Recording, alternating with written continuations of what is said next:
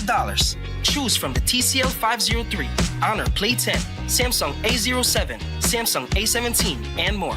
Every prepaid device purchase includes a free starter package with minutes, data, and SMS to get you started. Students and teachers, sign up for a Trio postpaid plan and enjoy 50% off for 3 months. Bundle your Trio plan with a postpaid data plan and get a free MiFi. Start the school year powered up with a postpaid power pack, including a device and your postpaid plan deposit, starting at $275. Plus, new students and teachers that sign up for their postpaid bundle get their first month free. Power up for back to school with Smart. Smart, bringing people together.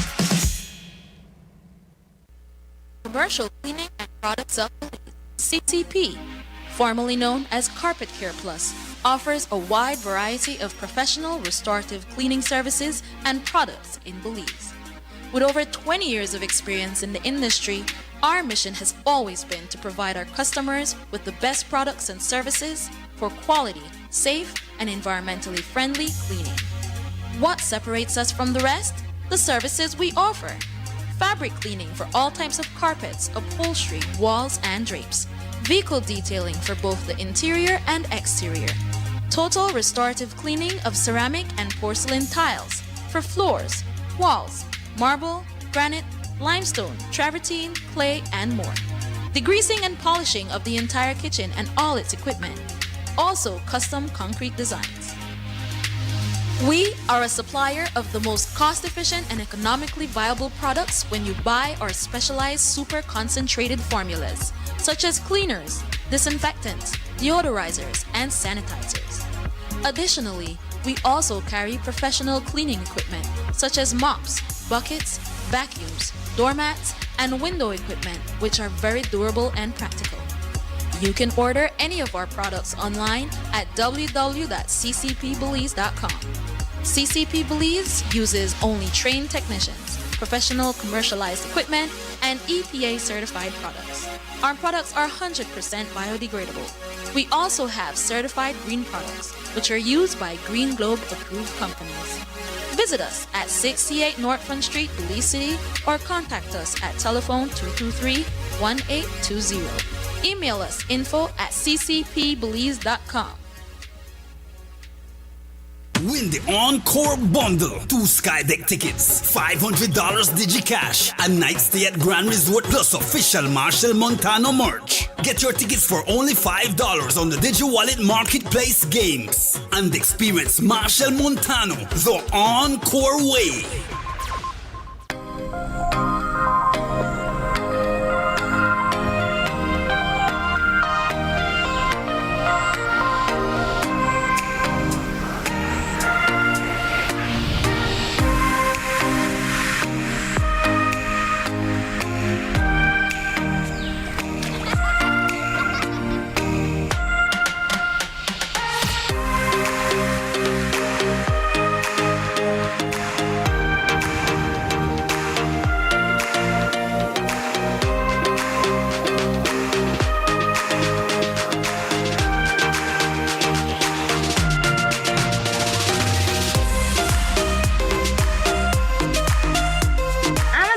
Traveler, are you?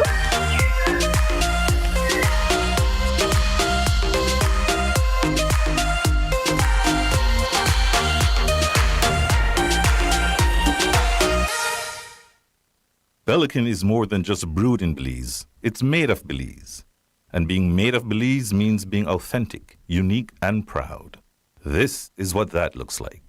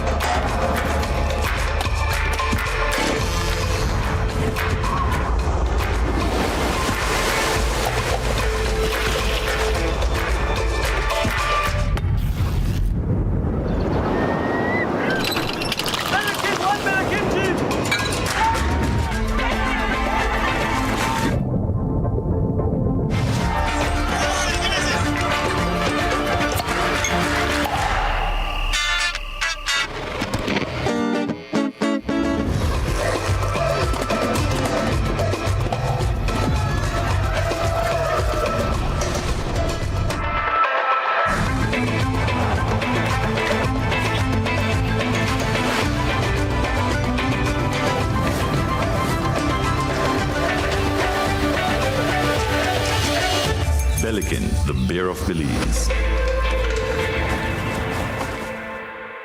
There are many stories to be shared about what it means to be made of Belize. Join Belikin in celebrating our Belizean heritage by sharing your unique story. A few of these stories will be selected to be produced into Belikin Made of Belize videos. Those chosen will receive Belikin Bear for a year and will be invited to join us during production. Let's tell the stories of what it means to be made of Belize. Please send us a WhatsApp message at 630-6519 or email us at madeofbelize@skz.bz. Good evening. Welcome to the evening news here on Love Television. For today, the 24th day of August, 2026, I am Ernesto Vasquez. The Belize Bus Association says its members will continue providing bus services come tomorrow as they await a cabinet decision over more diesel subsidy. The association had previously warned that operators could suspend services if the subsidy, which expired in July, was not reinstated. Last week, the Ministry of Transportation informed the BBA that a cabinet paper would be prepared for consideration on August 25. However, the association says Minister Louis Zabane requested additional time today to prepare and table the proposal at Cabinet's meeting on Tuesday, the 1st of September. The BBA says its members unanimously agreed to continue operating, describing the decision as an additional sacrifice in the interest of the thousands of Belizeans who rely on public transportation daily. The association says it initially wrote the minister on July 15 before the subsidy expired to allow the government time to address the rising cost of diesel and avoid any disruption. It is now urging Cabinet to treat the matter with urgency and deliver a clear solution that can be implemented immediately following next week's meeting.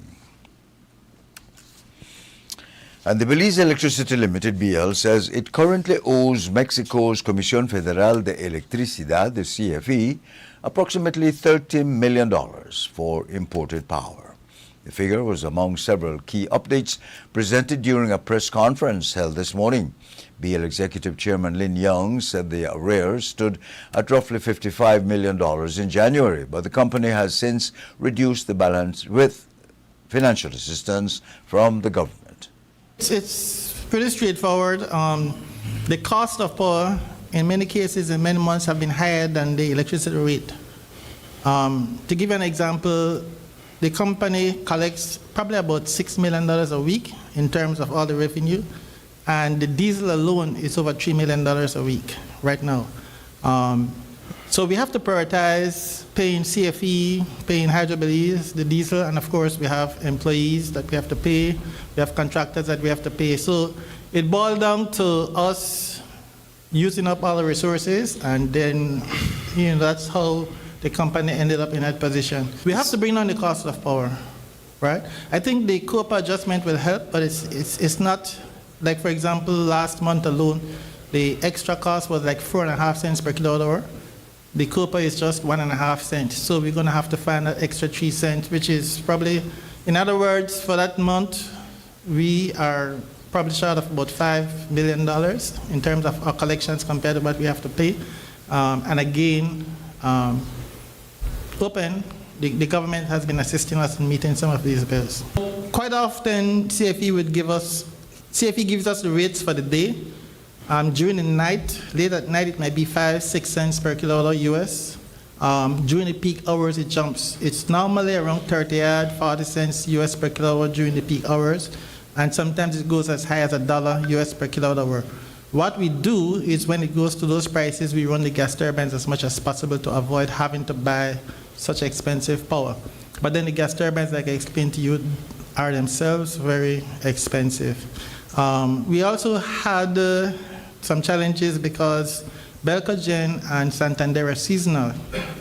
They operate during the cane season. Now that the cane season is over, their production is falling off. So and we don't buy, CFE cannot supply all the power, by the way. We only get 51 megawatts from them, and our peak is about 130.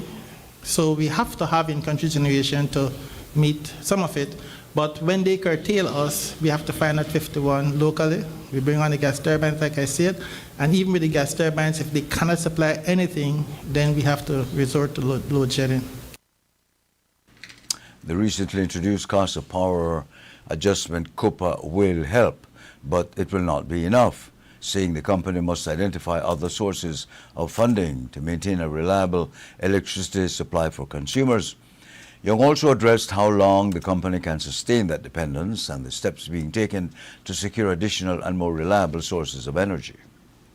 I've laid it out to the government, and we're laying it out to the people that this is the situation that we're in. The government, like I said, in the last couple of years, did not want to see an increase in rates and have been helping the company to meet some of these costs. We have to keep the lights on. We have to keep the lights on, that's for sure. So to the extent that we have to do that, the government continues to help. The COPA, like I said, would help, but the most important thing is for us to get the cost down. And we have some initiatives that we feel pretty certain within the next year or two it'll become down. So in answer to your question, how long?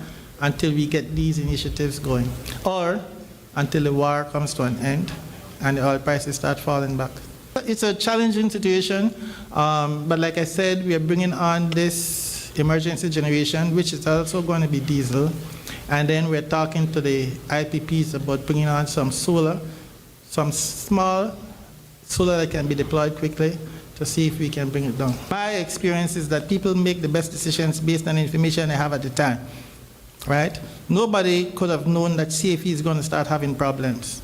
I wouldn't have expected that either, because it's such a big system and they're an energy-rich country.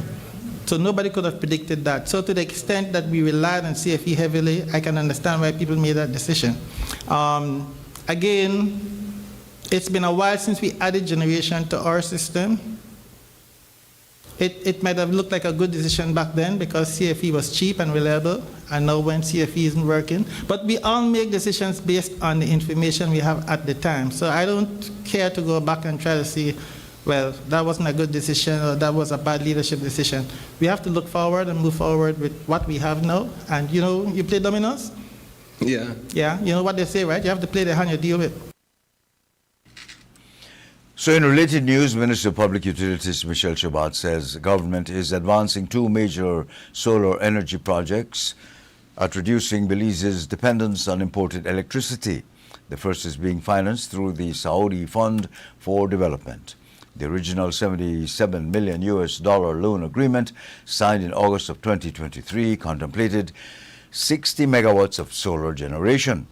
The project has since been redesigned to include 40 megawatts of solar power and 20 megawatt battery storage system capable of storing 80 megawatt hours of electricity. Chabot also pointed to a separate project launched in January through an agreement involving BEL, government and the International Finance Corporation, and that initiative seeks private developers to install up to 80 megawatts of utility-scale solar power at 3 or 4 locations across Belize. Actually, two solar projects. I think you're asking about the Saudi one initially. Right. The Saudi one, unfortunately with the Saudis, it has taken much longer to get the funds that are necessary. But now that is already in process. No funds have yet been disbursed because they are speaking to the owner's engineers to be able to get the specifics so that the RFP can be drafted and sent out for procurement purposes. That's one. The other project we're working on is the 80 megawatts that we're getting through with the assistance of the IFC. Back in March, we had sent out an RFQ to get interest in it. We have, I think there are 5 companies that they're looking at. Correct me as I go along. There are 5 companies that have been shortlisted, and we're anticipating that by October this year, the RFP will be issued so that we can then move towards establishing these solar farms. So those are moving.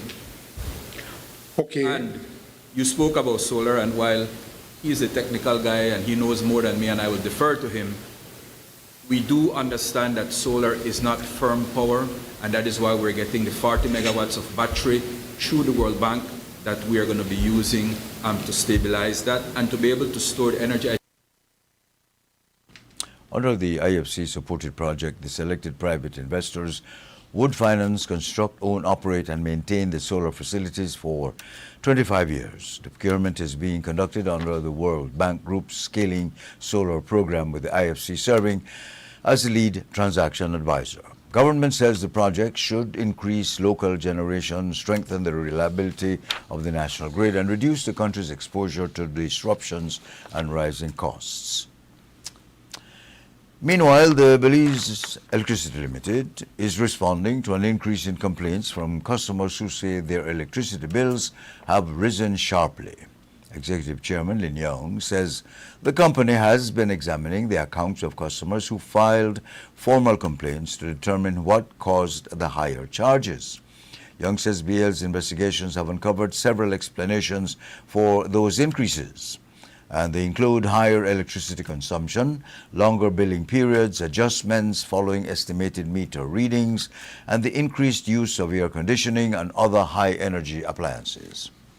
I can't explain the ones that we haven't seen, but the ones that have come to us, all of them we have found the reasons why.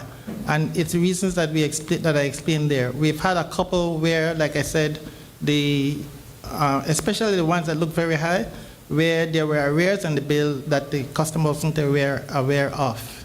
We've had that situation. We also had a situation where we changed meters, and so the previous meter, the meter reader wasn't reading the meter accurately. So let's say the meter is saying the total accumulated is 36,000 kilowatt hours, but on record we have that the person only had used up to 34,000. So when we change the meter and pick up the correct reading, then there's a jump in the bill. So we found that to happen, right? But the heat does, I mean, if you understand how the electricity works with refrigerators and air conditioning, it does affect it. If you look at your bill over the course of 12 months, and you can look at it over years, you'll see that around May, June, it starts going up, and then around November, it starts going down again. And that's the consumption, how much electricity you're using, right? So it is there. You could look at your bill and you can see it. But like I said, almost every instance that we have checked, it is a case that it follows the normal pattern, or there was a situation where it was being on the red for a while, and it's a one-time adjustment, catch up when we change meters. And we've had a few instances where the meter, somebody must have tampered with the meter because it wasn't working properly. Young encouraged customers who believe their bills are unusually high to file an official complaint so BL can review their meter readings, consumption history, and billing period. He acknowledged the public's mistrust of the company, but assured consumers that BL will correct any error found on its part. I understand people being skeptical about companies, big companies. That's something that all companies face. We have to live with that. We have to be factual. We have to be honest about what is happening. That's what we do. If we find that we've done something wrong, we say, hey, there's a mistake here, and we make the correction. We haven't found... There have been instances of people making mistakes when they read the meters. That has happened. Somebody puts a 9 for a 6. That has happened. And when we have that situation, we correct it, right?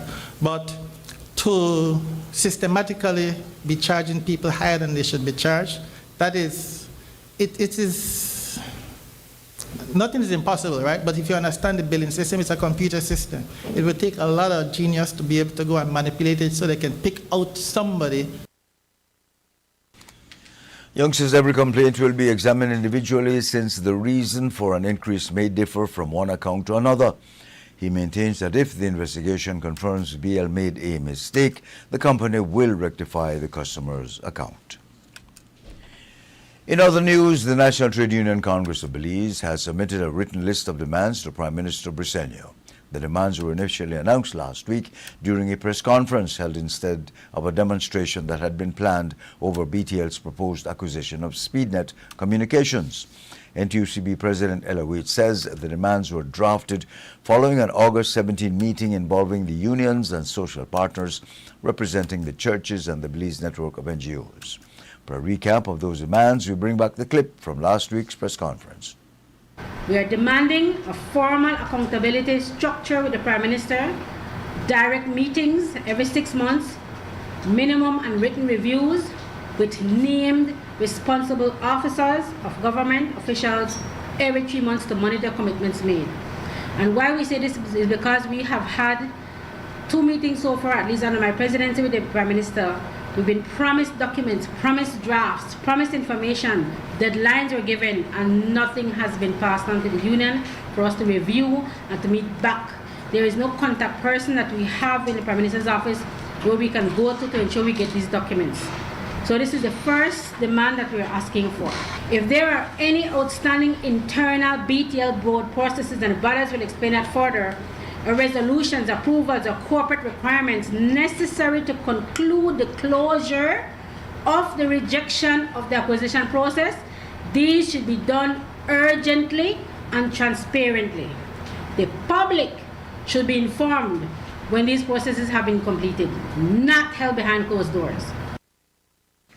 The formal submission calls for the immediate removal of BTL Chairman Markem Lizarraga and board members Moises Kahl, Arturo Lizarraga and Eric Yusi.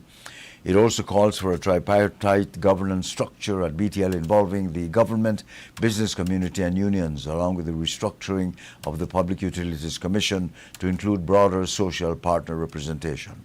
Other demands include the appointment of a liaison between the Prime Minister's office and the NTUCB, the passage of whistleblower protection and campaign finance legislation, enforcement of the Civil Asset Recovery and Unexplained Wealth Act, and the appointment of an ombudsman. The submission includes separate demands from the Belize National Teachers Union and the University of Belize Faculty and Staff Union. And these address teachers' vacation periods, salaries and allowances, as well as increased and more predictable government funding for the University of Belize. The NTUCB has requested an urgent meeting with the Prime Minister and a written response to each demand by Friday, August 28. While the individual demands carry deadlines ranging from immediate action to 90 days, Congress is calling for them to be pursued simultaneously. The cost of transforming the Belize Tax Service Department and the new Semi-Autonomous Revenue Authority, or SARA, has become another point of contention between the government and the Public Service Union. Appearing on the morning show on Love Television today, PSU President Dean Flowers discussed the financial implications of the transition and what he says the amalgamation could ultimately cost taxpayers. Since 2022, Troy, I have been here on this couch. I have called into this radio station. I have questioned this SARA. I have questioned what will this thing look like. Why do we need to go there, given that the Belizean Belizean taxpayers are currently paying $20 million to amalgamate those two departments, which if you look at the paper that was presented to Cabinet for them to amalgamate, said exactly what you started off with: efficiency and better tax collection. And now we're at SARA, which is supposed to bring about efficiency and better tax collection. So you mean to tell us that we're on the hook for $20 million, which you did not, you failed to bring about the department that the taxpayers of this country funded? So that is, so we have put together a position paper, Troy. You would have seen that position. Extensive, comprehensive, well-researched to say, show us the data. Show us whereby where are the leakages. Show us the areas that we will improve collection on that is driving this proposal. We have been questioning this for years, from 2022 and more so in 2025, when we put together that position paper. To date, and even in the House, not an iota of data was presented by the Prime Minister as Minister of Finance. Flowers' comments follow Friday's passage of the Revenue Authority Bill through the House of Representatives. Before the debate, the PSU rejected the bill and called on its members at the Belize Tax Service to prepare for whatever action may follow. The union says it submitted comments on the draft terms of reference in May, was promised a meeting to discuss the proposed amendments, but that meeting never occurred. The PSU later compiled the concerns identified by employees, submitted a comprehensive document to the Financial Secretary and Director General on August 10. Prime Minister John Briceño has argued that the PSU failed to make its submissions within the required period and did not attend the House committee meeting to present its objections. PSU Vice President Anissa Gonzalez, however, says the Prime Minister's suggestion that the union dropped the ball is misleading. So July 7, because I want these days to stick out to the, especially because of the comment of we neglected to do a presentation. July 7, we got a synopsis, a summary synopsis of why SARA would have come about. So then at that point, in the minutes from May 21st, the government in their minutes would have said that after we get the summary report, after 30 days, then they would expect feedback from us. Okay. I believe we presented our paper August 10th. Mm-hmm. Yes, we sent in, and the president can allude, the financial secretary responded that he received in good receipt of our position on the bill. So this is nonsense that we're hearing that PSU did not present anything, and that's why we have to come and set the record straight. PSU maintains that it followed the consultation process and submitted its recommendations before the Finance and Economic Development Committee met on August 12. The union says it was the responsibility of the Financial Secretary and Director General to present those comments to the committee. The PSU is also objecting to provisions giving the Minister of Finance the authority to appoint and remove SARA's Chief Executive Officer. It calls for stronger checks and balances, greater transparency, and institutional independence in the proposed authority. And the United Democratic Party, the UDP, is rejecting a proposed increase in Belize's hotel accommodation tax from 9% to 12%. The opposition says the 3 percentage point adjustment represents a 33% increase in the tax and could make Belize less competitive as a tourism destination. The UDP argues that higher accommodation costs could cause visitors to shorten their stays, choose less expensive lodging, or spend less on tours, restaurants, and other activities. It says the effects could extend beyond hotels to tour operators, guides, transportation providers, artisans, farmers, and other small businesses that depend on tourism. The party is also calling on the Belize Tourism Board to disclose the justification and economic analysis behind the proposed increase. It wants the BTB to explain the possible effects on visitor arrivals, hotel occupancy, length of stay, and visitor spending, as well as any alternatives that were considered. The UDP says government should instead focus on attracting investment, creating new businesses, and expanding the country's tax base. It is calling for the proposal to be abandoned and for the government to consult tourism stakeholders before making any changes to the accommodation tax. Prime Minister John Briceño met with Honduran President Nasri Asfura today during an official visit to Honduras. The talks focused on strengthening bilateral relations and expanding cooperation between the two countries. With Belize holding the presidency of the Central American Integration System, CICA, the leaders also discussed strengthening regional dialogue and building consensus to advance Central American integration. Health and security were among the key areas addressed. The two sides explored opportunities for Belize to recruit medical professionals from Honduras and for more Belizeans to pursue studies and specialized training there. The Belizean delegation included Health and Wellness Minister Kevin Bernard, CEO in the Office of the Prime Minister Narda Garcia, Health and Ministry CEO Julio Sabido, Foreign Affairs and Foreign Trade CEO Oscar Arnold, and Belize's Charge d'Affaires in Honduras, Richard Vinelli. Coming out of Friday's House meeting was the issue of the rising cost of living and the government's efforts to cushion the economic blow on Belizean families. The discussion came amid an increase in electricity rates and continued public concern over the cost of basic goods and services. PM Briceño says his administration is taking steps to ease the financial pressure on consumers. He acknowledged, however, that several factors driving prices are beyond the government's control. The Prime Minister also spoke about wages and the need to help Belizeans keep pace with the cost of living. Of course, I'm very concerned about affordability. Everybody is very, very concerned. And I need to repeat to you, I've told you over and over, most of these things we have no control. We don't have control for the price of fuel. You don't have control for the price of goods that are being imported in the country. We have not been raising taxes. Now, we could control tax, but short of that, we can't. The truth of the matter is that we are trying to do everything that we possibly can to be able to assist.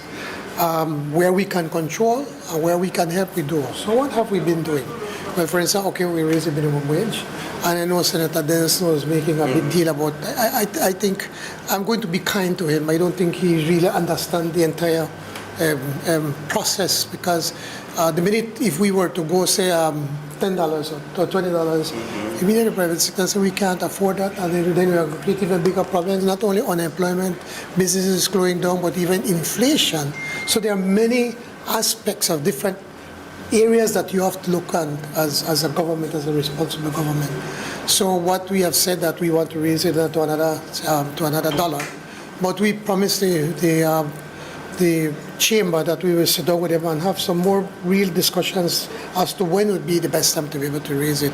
I would want to do it from yesterday, but something that is a process. But more than that, look, we have increased the threshold of exemptions from income tax. That puts more money in your pocket. We're expanding national health insurance. That puts more money in your pocket. We've been giving the free education. I think most, if not all, government high schools now are totally free. Books, even uniforms when necessary. That puts more money in your pocket. So we've been looking in areas where we can do something. We do. But the importation and the goods that we import into this country, we do not have a cost of it. And yet many Belizeans are saying that in the face of all that you are doing, it's not yet enough. And I fully understand, but tell me what you want me to do. One initiative being considered is the establishment of what the Prime Minister calls community stores. This is what he said. Are working on the idea of trying to come up with community stores. I'm glad you reminded me, because right now we are trying to put the project together. You see, you don't want to do something then that 2 years later, 3 years later, it becomes a drain on government finances. So we want to do it in such a way where probably we just put like a 5% markup on these things. I'm not in that grocery business, so we're trying to find the right partners. We're not there, so please don't run around and say we don't. But be able to find the right partners where maybe we can put maybe 100 products, the basic products that people then can buy. So we are concerned, we feel it, we want to do everything that we possibly can, but at the same time, there's a lot of things that are going on that we have to be dealing with all at the same time. According to the Prime Minister, the government is trying to reduce the cost of living burden and provide some relief to families dealing with the higher household expenses. Among the new bills introduced at Friday's House meeting was the Public Transportation Investment Bill 2026. The proposed legislation seeks to formalize the government's investment in the National Bus Company, or NBC, and support the continued modernization of Belize's intercity bus system. The bill provides for the transfer of certain public transportation assets to the NBC and grants tax exemptions to support its operations. Minister of Transportation Dr. Louis Zabane says highway intercity bus operators were consulted before the company was established. Zabane says between 8,000 and 12,000 Belizeans use the intercity bus system daily, making public transportation a backbone of the economy.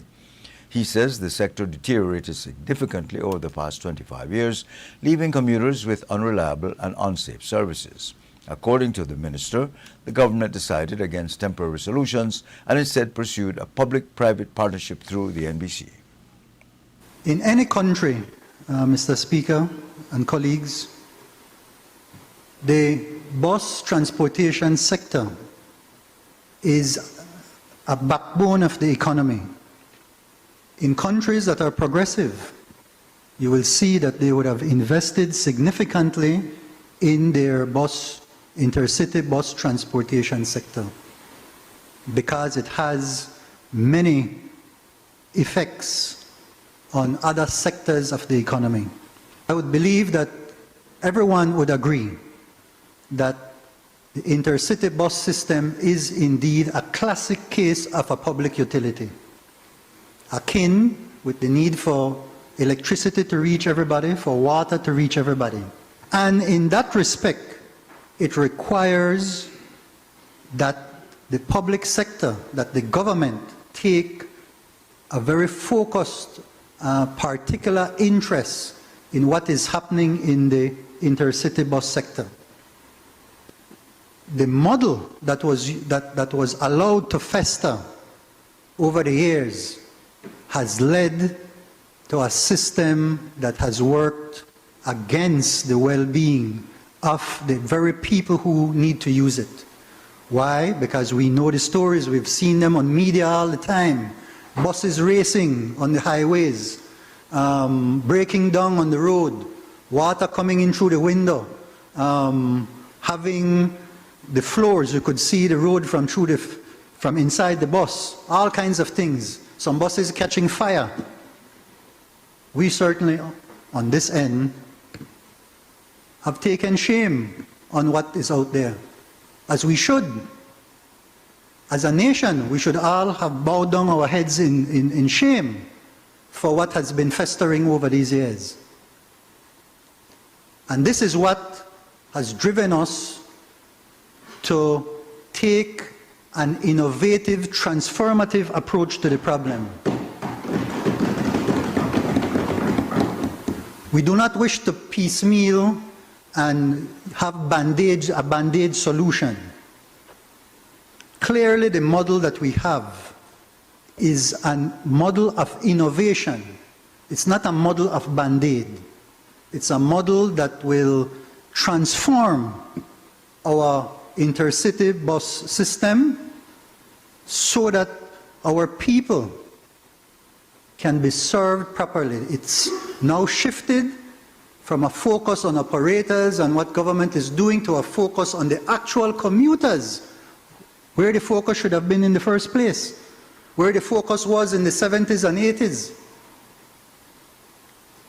And with that new focus now, we're talking about using electronic ticketing systems that have been piloted already in Belize City so that the company can become more profitable again. Zavani says the NBC now provides coverage along the entire southern corridor and 83% of the western corridor. He also reported a significant reduction in racing incidents, mechanical breakdowns. The company is investing in newer air-conditioned buses, improved terminals, and onboard cameras to strengthen passenger safety and monitoring. 8 newer Bluebird buses have been acquired so far, while the bill also supports a gradual transition to electric buses beginning in 2027. The Public Transportation Investment Bill has been referred to House Committee for further consideration. Don't go away, we have more news yet to come right after this commercial break. Please stay with us. It was rainy, muddy, playing in a whole heap of mud. We actually started working out of an apartment with about 6 of us. It was only 9 of us. About 15 of us, not sure where we were heading. I came from Cancun, Mexico for an interview and I didn't go back. First time working a big girl job. And if you didn't know, you had to figure it out. I didn't know anything about plumbing, so I had to study YouTube. We won the bid. I definitely have to ask your boss to give you a raise. I plan on retiring here.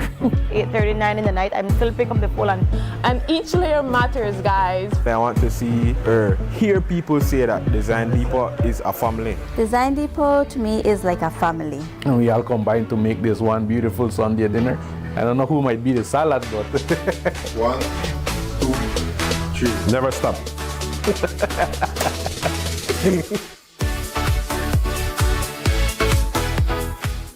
Belize, the king of soca, returns to the Jewel after 10 years. Marshall Montano with his full band and dancers to give you the encore soca and culture fest experience.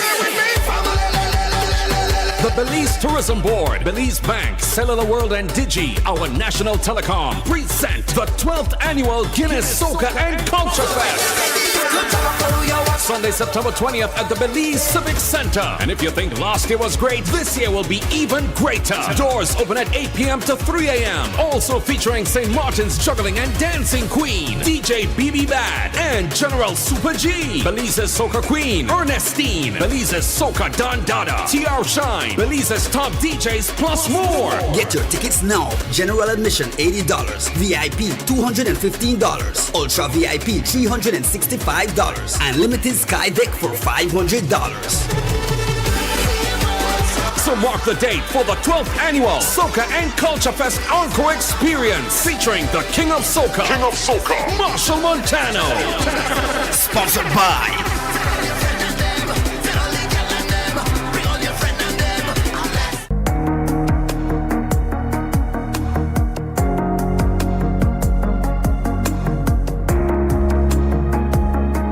people, not businesses, power the economy.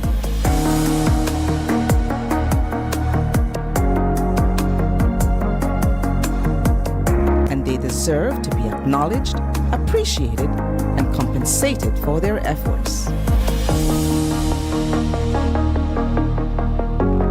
Because when your people are successful, so is your business.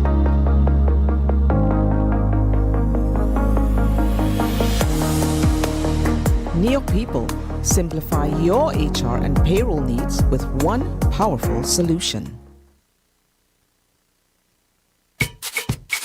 Belize, you feel it yet? Carnival season there. Creole Heartbeat there too. One brand new showcase band celebrating for we Creole culture with rhythm, with pride. Come wear the beautiful costumes. We talking you on the road. Join the band. Call 600-7453 or email creoleheartbeat@gmail.com. Creole Heartbeat, come feel the rhythm. Back to school tax-free days are here again. Saturday, August 15th and 29th. The Belize Tax Service is pleased to inform all consumers that General Sales Tax (GST) will once again be waived on eligible school supplies. In addition to the existing exempt zero-rated items, the government has approved the following school supplies to be GST-free for the designated period. The approved items are taxable items, tax-free for the approved days, pens, uniform material, ready-made uniforms, binders, folders, highlighters, markers, pencil sharpeners, calculators, regular and scientific, scissors, folder pages, graph paper, typing sheets, rulers, Bristol board, correction fluid, whiteout, eligible footwear, black school shoes and black tennis shoes, tape, brown paper, book cover, crap paper, newsprint, shop paper, liquid soap, glue, geometry set, lunch kits and boxes, socks, hand sanitizer and toilet paper. Exempt zero-rated, notebooks, textbooks, workbooks, school bags, pencils, crayons, lead pencils, erasers, and pencil cases. Remember, check your receipts after purchase to ensure GST is not incorrectly applied. Report any abuse or non-compliance by calling 613-2773, 613-8375, 614-5731, or 613-2840. For further assistance or information, please visit or contact any Belize Tax Service office countrywide. Our team is ready to assist.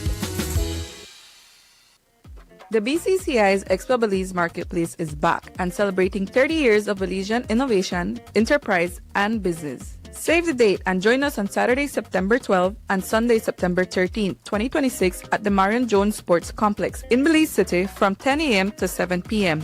Experience Belize's premier marketplace where entrepreneurship and opportunity come together under one roof. From exclusive deals and promotions to delicious food, drinks, and live entertainment, the Expo Belize Marketplace has something for everyone. Whether you're shopping, networking, discovering what's new, or simply enjoying the Expo vibes, this is one event you don't want to miss. Celebrate 30 years of business excellence with us at the Expo Belize Marketplace 2026, where Belize does business. See you there. Sponsors include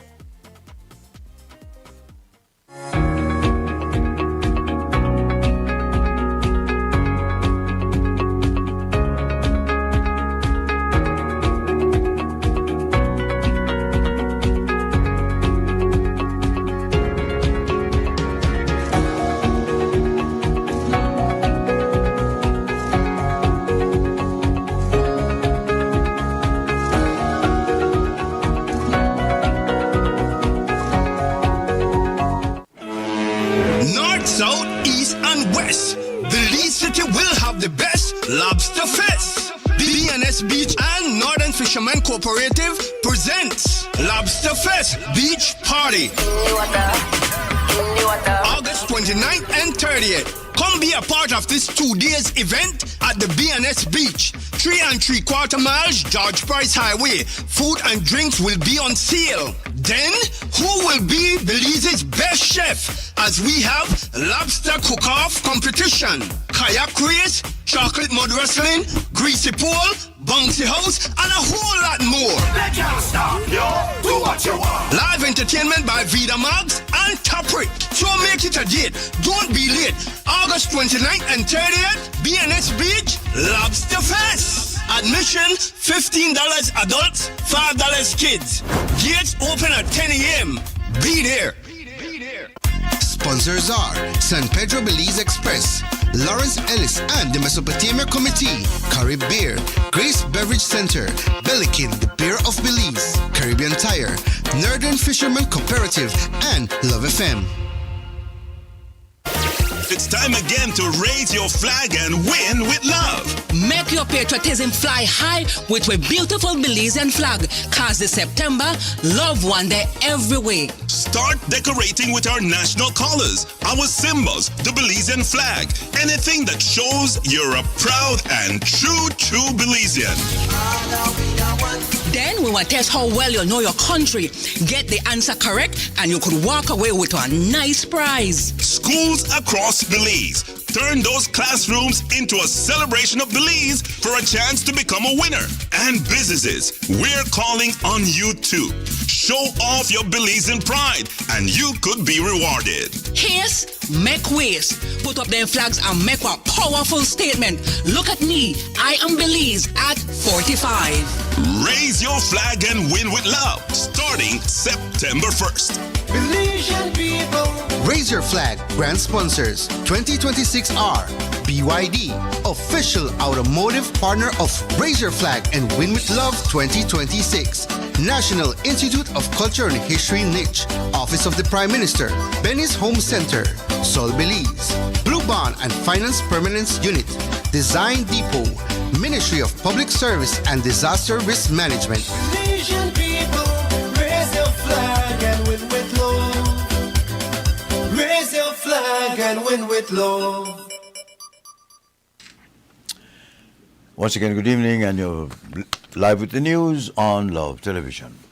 A late-night traffic accident in Spanish Lookout area claimed the life of 46-year-old motorcyclist. Police say Jaime Aroldo Catalan, a laborer of San Marcos Village, died following a collision between two motorcycles on the road connecting Duck Run 1 and Billy White Village shortly before midnight on Friday.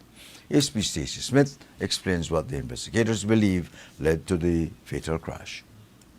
Police have detained one male person in connection with an ongoing investigation into a road traffic accident which led to the death of 46-year-old Jaime Catalan of San Marcos Village. The investigation commenced on Friday, 21st August 2026, just before midnight, when police were advised of a traffic accident between Duck Run and Billy White Village. Upon the arrival of the officers, they observed an unresponsive Catalan whose body exhibited grave injuries, and also observed on the scene was a damaged Lifan brand motorcycle which was believed to have been operated by Catalan. Also on the scene was another motorcycle which was off-road, which had minor damages, which was being driven by the detained male person. So far, the investigators believe that a collision occurred between the two motorcycles. However, the circumstance of the collision remain under investigation. Police have obtained a urine sample from the detained individual. We understand that 26-year-old Javier Pinello was overtaking Catalan when oncoming traffic forced him to move back into the lane. Catalan's motorcycle struck the rear of Pinello's motorcycle, causing both men to fall onto the pavement. Catalan sustained severe head and body injuries and was pronounced dead at the San Ignacio Community Hospital. Pinello suffered several abrasions and a wound to the back of the head. Police say the officers detected the smell of alcohol on his breath, and a blood specimen was obtained for testing. Investigators also found that the motorcycle he was driving was neither licensed nor insured. We understand Pinello is hospitalized under a police guard. And a 55-year-old motorcyclist was killed in a collision with a passenger bus on the George Price Highway on Saturday night. And that incident happened shortly after 7 o'clock near mile 76. Police identified the deceased as Patrick Joseph Chun of Docron Village in Cayo. ASP Stacey Smith tells us more. Police are investigating a road traffic accident which led to the death of 55-year-old Patrick Chun, which occurred on 22nd August 2026 near mile 76 on the George Price Highway. The investigating officers reported that, acting upon information at approximately 7:20 p.m., they visited that location where they observed a bus which was parked on the left-hand side of the road, which showed damage to the driver's side, and on the right-hand side of the road they observed an extensively damaged Milliam motorcycle. What the investigation has so far suggested is that Chun was in the process of overtaking a vehicle when a collision occurred between the bus and the motorcycle, resulted in his grave injury and ultimate demise. The bus has been impounded for inspection, and a notice of intended prosecution has been served on the driver of the bus. The circumstance of the collision remains under investigation. Well, further investigation tells us that 57-year-old Marcos Santos was driving the bus from San Ignacio towards Benqueviejo when Chun attempted to overtake a vehicle traveling in the same direction. Chun lost control of his motorcycle, swerved into the opposite lane, and collided with the driver's side of the bus. Chun sustained severe head and body injuries and died at the scene. His body was taken to the Western Regional Hospital morgue. Meanwhile, the bus has been impounded for inspection. And a 23-year-old BDF volunteer was killed in a 3-vehicle collision on the Thomas Vincent Ramos Highway yesterday afternoon. And that incident occurred at around 2:30 between miles 8 and 9 near Silkgrass Village in the Stan Creek district. The victim has been identified as Alberto Elvin Chub of Maya Mopan Village. Stacey Smith tells us what the police believe led to the collision. Police are investigating a road traffic accident which led to the death of 23-year-old Elvin Chub, a Belize Defense Force volunteer soldier of Mayomapan Village. The investigation commenced on Sunday, 23rd August 2026 at around 2:30 p.m. when police were advised of a collision in the vicinity of Silkgrass Village involving a motorcycle, a SUV, and a delivery truck. The investigators responded, and upon their arrival, they observed a gravely injured male person and a motorcycle that was partially lodged under the damaged front bumper of the SUV.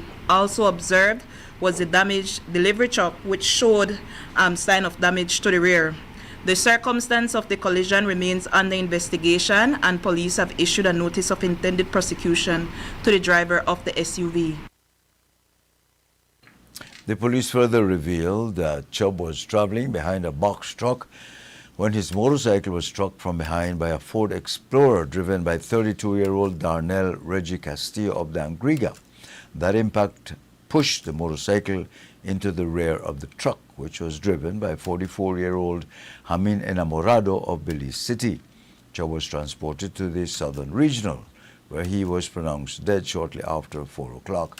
Castillo is receiving treatment in stable condition under police guard, and a blood specimen was obtained from him. Both the Ford and the motorcycle have been impounded.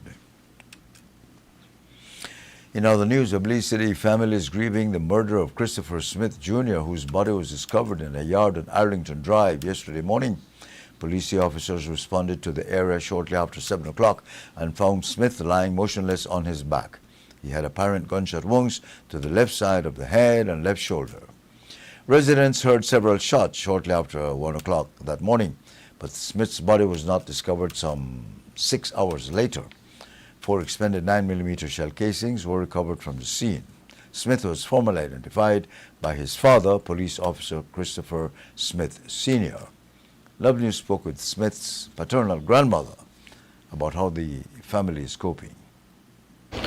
Well, I wasn't at home, so when I heard that way yesterday evening when I came home, he was a loving grandson. Always hugging, always telling me how much he loves me. That I can see. That I'll keep here forever. Yeah. I always tell me, Granny, all right? Granny, you won't need anything done? That's my grandson. Nothing as yet. I just at home. I have other grandkids to tell about. So I'm just here waiting and learn what's happening. I'll leave anything in God's hand. God sees everything. I leave it to God. That's that I have to say.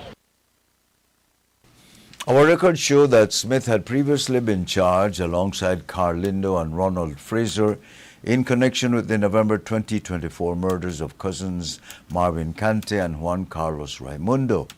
Their bodies were found buried in a shallow grave near Dalla Bank Road in the American News Site area of Hattieville Village. However, the charges against Smith were withdrawn in November of 2025 following instructions from the Office of the Director of Public Prosecutions. Assistant Superintendent of Police Stacey Smith addressed that latest murder during today's police briefing.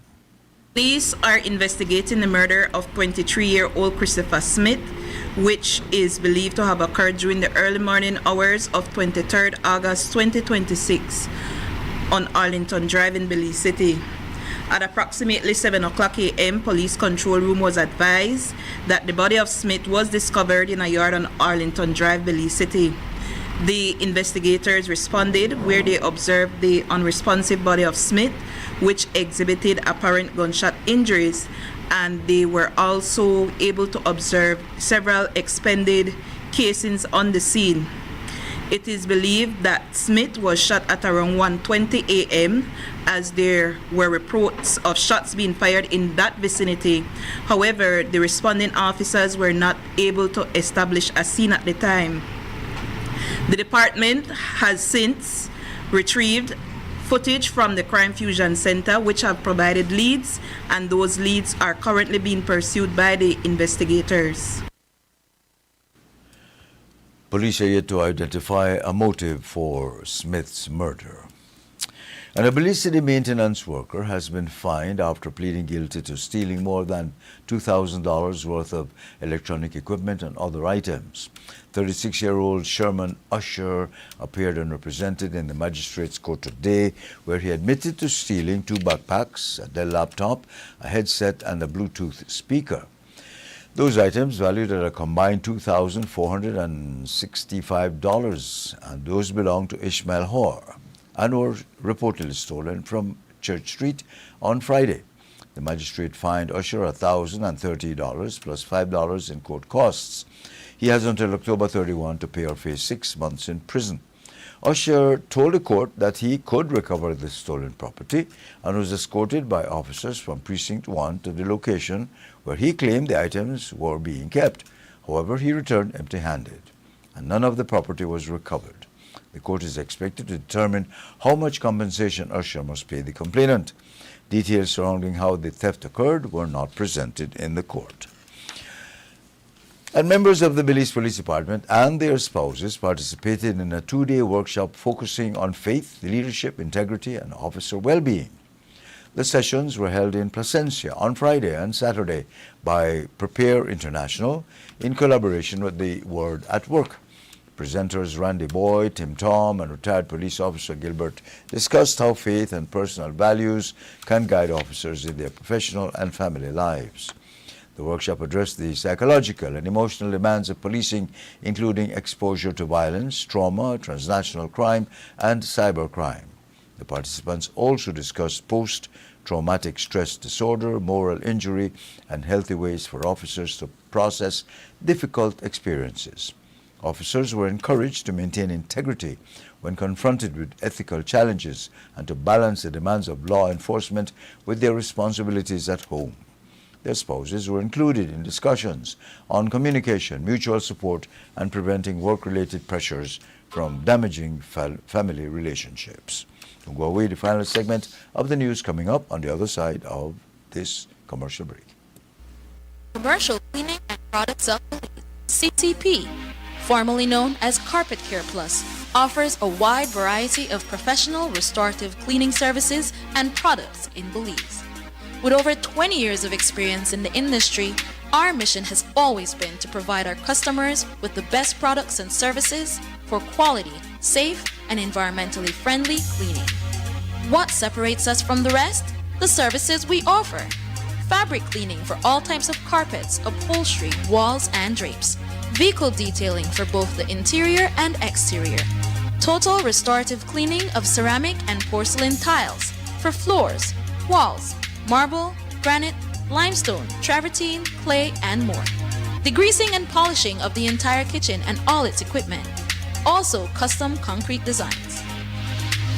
We are a supplier of the most cost-efficient and economically viable products when you buy our specialized super concentrated formulas, such as cleaners, disinfectants, deodorizers, and sanitizers. Additionally, we also carry professional cleaning equipment, such as mops, buckets, vacuums, doormats, and window equipment, which are very durable and practical. You can order any of our products online at www.ccpbelize.com. CCP Belize uses only trained technicians, professional commercialized equipment, and EPA certified products. Our products are 100% biodegradable. We also have certified green products, which are used by Green Globe approved companies. Visit us at 68 North Front Street, Belize City, or contact us at telephone 223-1820. Email us info@ccpbelize.com.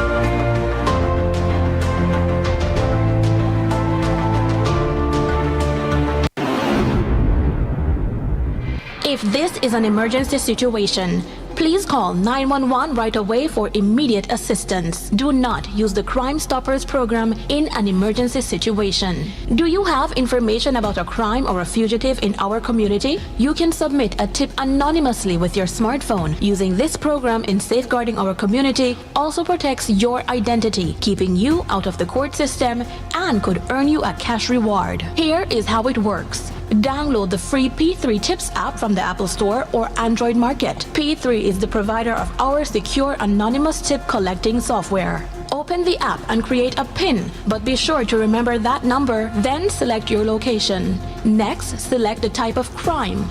When submitting a tip, be as specific as possible. Remember, the more information you give the officers, the more likely it is that we will be able to identify the suspect or confirm a crime has taken place. This ultimately helps when making arrests.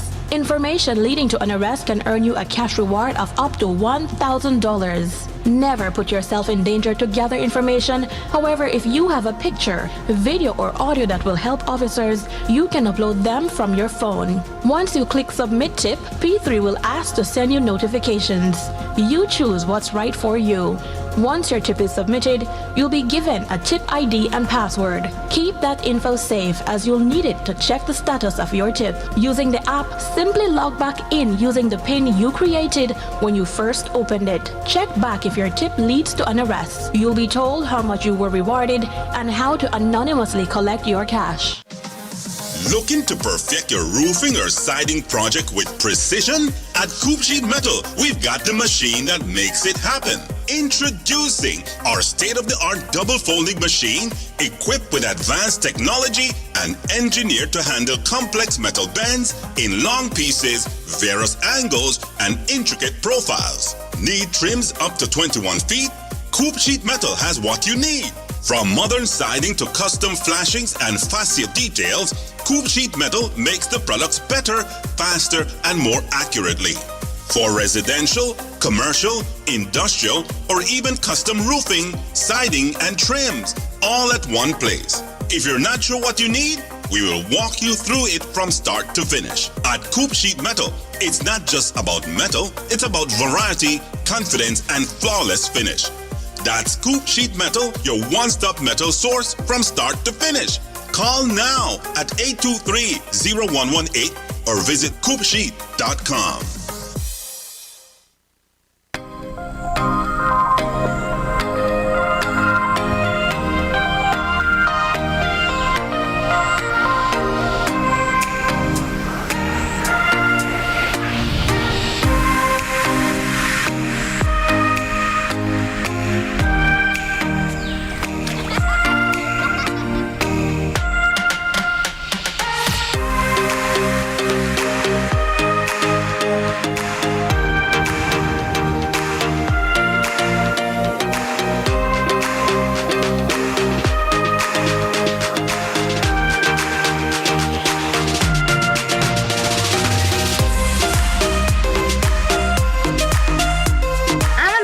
Traveler, are you?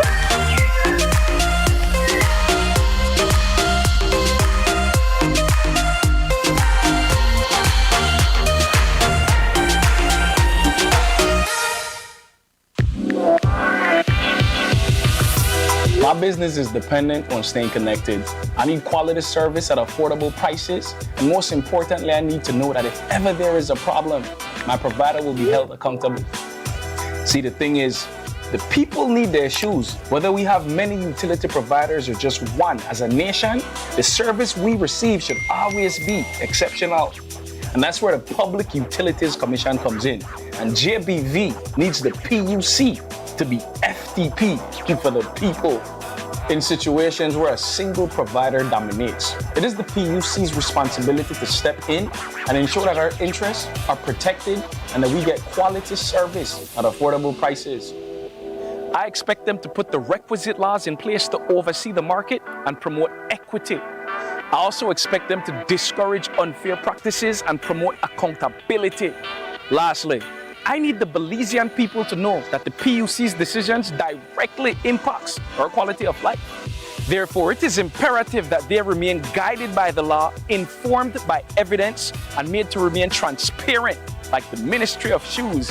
At the end of the day, we all want a great return on our investments, and my Belizean people need to know that our providers are being held accountable. The PUC is here to help make that happen. And as the Minister of Shoes, transparency, accountability, and excellence is exactly what I promote the JBV way. The PUC's decisions are guided by the law, informed by evidence, and made in the best interest of Belize.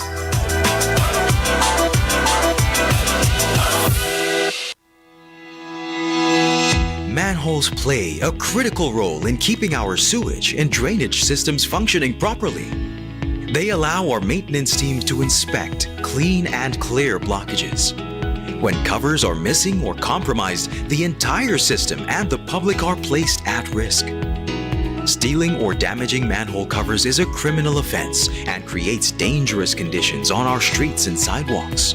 Motorists and drivers are reminded that it is an offense to park or drive on sidewalks. The weight of vehicles, large or small, can crack and dislodge manhole covers. In an ongoing effort to protect lives, property, and public infrastructure across Belize City, your Belize City Council continues its citywide manhole cover replacement program. Since the launch of this initiative, thousands of damaged or missing manhole covers have been replaced, improving safety, accessibility, and the overall appearance of our streets and sidewalks. Despite these strides, manhole covers continue to be stolen or damaged, creating serious risks for pedestrians and motorists, including severe injuries, traffic incidents, and damage to personal property. If you see a manhole cover that is broken, missing, or unsafe, report it immediately. Take a photo and share the location with us via WhatsApp at 673-9055 or by calling 227-2308. Remember, maintaining manhole covers requires a shared responsibility. Together, we can prevent accidents, protect public infrastructure, and keep Belize City safe for everyone. Your Belize City Council, always about the people. The government of Belize is seeking authorization to borrow up to $100 million from Taiwan to help finance development projects and other major investments across the country. The loan motion was debated during Friday's sitting of the House of Representatives. Prime Minister Briceño said the funds will not be used to pay salaries or cover government's daily operating expenses. Instead, he said the financing will give the government greater flexibility to meet its development and investment needs. The purpose of the loan is to provide for general financing purposes to support the government of Belize's overall annual financing requirements during the 5-year period. And whereas the terms and conditions of the loan offer are as follows: the lender, the Export-Import Bank of the Republic of China, Taiwan,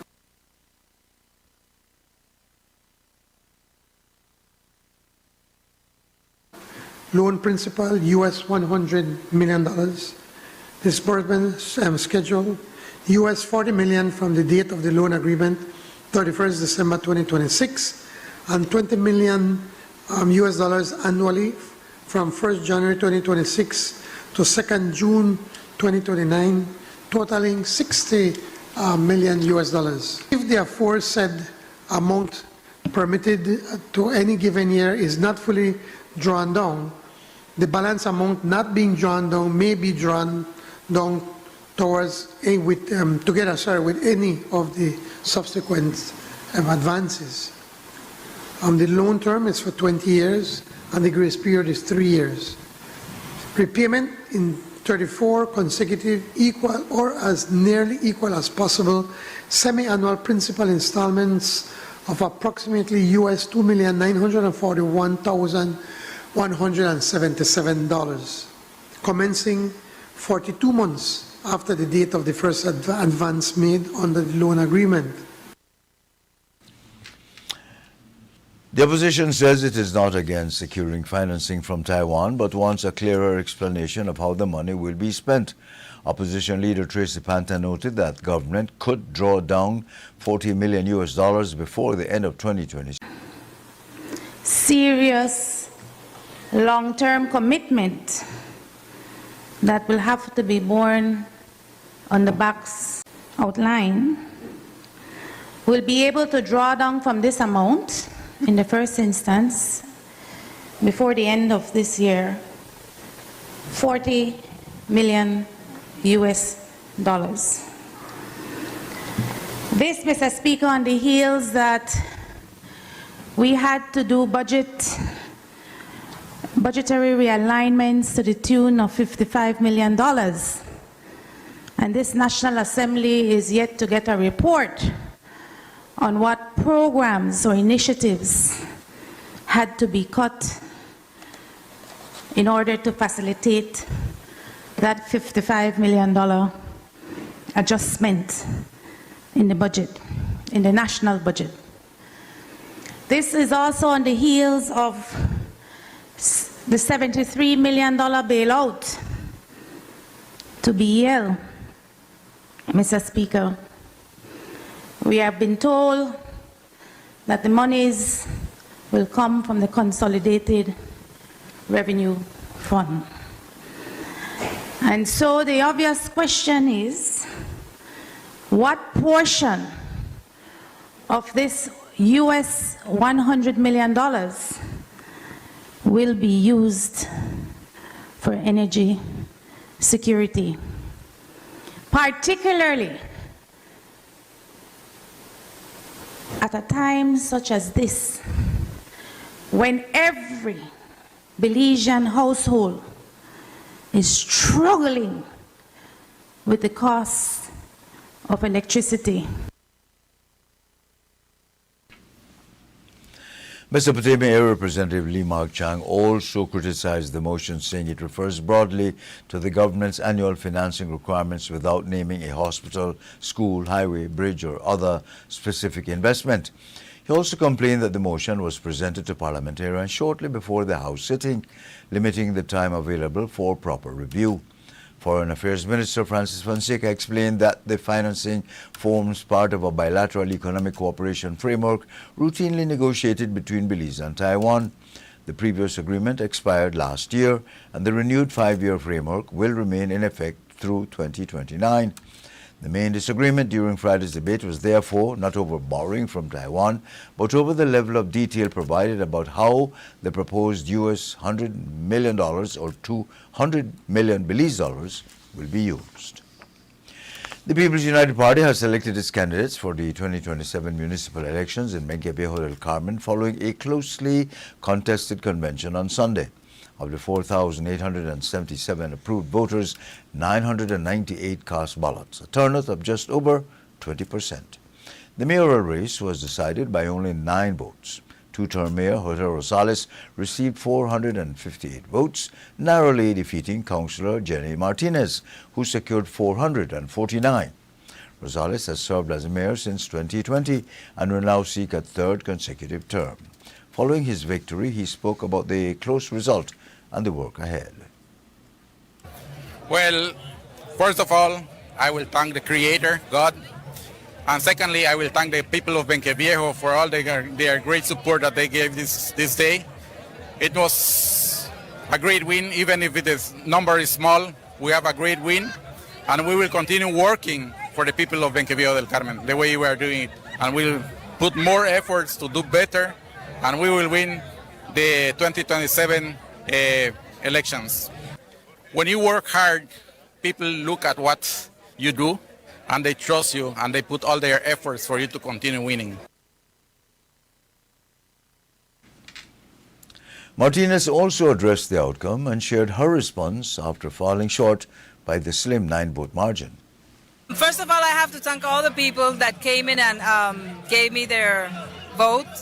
It was a very close race. I mean, I lost by 9 votes, and 9 votes is still a loss, but I think the people sent a very clear message to our actual mayor. So holding him accountable for everything that is happening, well, it's a very clear message. I'm very proud of the work that my team put into the last minute campaign, because like we tried to rush a campaign at last minute, but we ran a fair race. We ran a very good race, and congratulations to our mayor and to our 6 male councillors. It's a pity that we still live in a community that doesn't believe that female has power to do and to embrace, but we have to accept what the people said.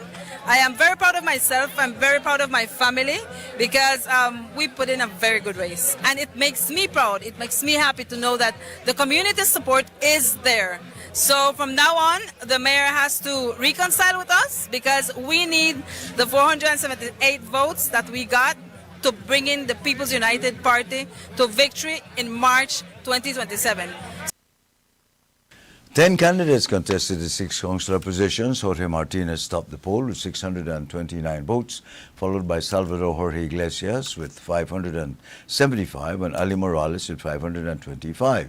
Edgar Cacom received 503 votes, Ricky Cunil 494, and Pio Bacha claimed the final position with 439 votes.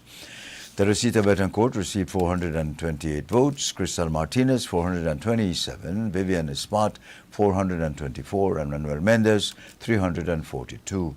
The convention, however, was marked by controversy following the disqualification of 2 candidates from the Martinez team. Former PUP area representative Jorge Melina Espat criticized the decision, saying voters should have been allowed to choose from the entire field. He also expressed disappointment over the turnout and what he described as internal problems within the party. Rosales and the 6 Success Ohio Center for Employment Training, where all 217 delegates or their alternates cast ballots, a full turnout. 9 candidates contested the 6 councillor positions. Political newcomer Adele Espat topped the poll with 194 votes, followed closely by Matthew Preston with 192. Joawe Nadine Egar and Elio Yakab secured the next 3 positions. The final seat ended in a tie between Azim Lisby and Daniel Rodriguez, who each received 110 votes. In keeping with the convention rules, a coin toss was used to break the tie, with Lisby securing the final position. Aaron Mai had already been endorsed as the PUP's mayoral candidate. Mai has served as a councillor on the Twin Towns Council since 2021 and was the only PUP candidate elected to the council in the 2024 municipal elections. He says the newly selected team is ready to begin preparing for next year's race. So really and truly, we are not holding back. The train is in full gear. There is no fear in us. So my leadership as the mayor gives me the opportunity to know how the council functions. And we look at all departments of the council and we are seeing how we can actually better them. And so I think we are very confident and we are moving forward. You know, we heard the outcry of the Santa Elena delegates complaining that we did not have no councillor candidates from Santa Elena. But I have reminded the people of Santa Elena publicly that it is a historic moment because we have never seen a mayor from Santa Elena in over 40 years. It's almost been in the wilderness for 40 years. And so Santa Elena has produced me as their mayoral candidate. I'm from Santa Elena, and we are committed to both Twin Tongues. This is not about Santa Elena. This is not about San Ignacio. This is about taking the Twin Tongues into the future. That's why we are future focused. Espat, who is entering electoral politics for the first time, says topping the councillor poll is encouraging as he begins his political journey. I'm feeling excited and very humbled at the same time. I know it's a great privilege. The delegates have selected me and I'm not taking it lightly. I am a son of the soil. I am from the Twin Tongues, San Ignacio, and I believe that if you want a change, you need to be a part of that change. You need to put yourself forward. And I feel like it was a sense of obligation for me to do that. I have seen the tones before in the present, and I know where it can go. So I am excited, and I think we can contribute to that change. I am eager. I am willing to work and to go out there to serve. This is what truthfully I have been selected for, and I have been given the privilege to prove to the residents.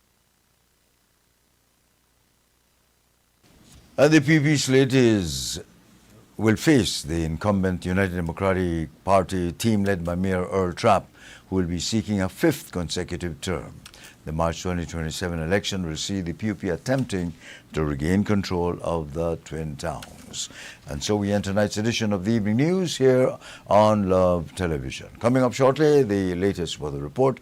And tonight, we begin the mass camp broadcasts. Our teams are out there ready to bring you all the excitement. So don't go away. Stay with us here on Love TV. To all of you, have a good night. I'm Ernesto Vasquez.